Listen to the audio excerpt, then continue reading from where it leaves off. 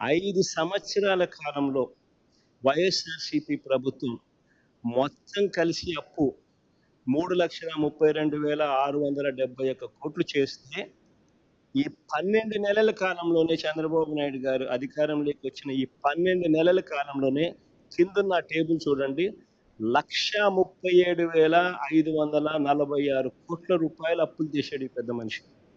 అంటే వైఎస్ఆర్సీపీ చేసిన అప్పులో ఏకంగా సంవత్సరంలోనే 41% అప్పు ఈ ఒక్క సంవత్సరంలోనే చంద్రబాబు నాయుడు గారు చేశారు.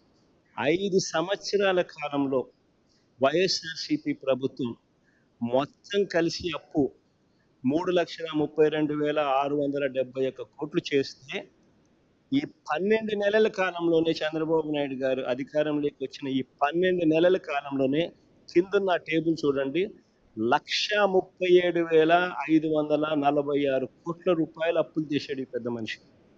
అంటే వైఎస్ఆర్సీపీ చేసిన అప్పులో ఏకంగా సంవత్సరంలోనే 41% అప్పు ఈ ఒక్క సంవత్సరంలోనే చంద్రబాబు నాయుడు గారు చేశారు.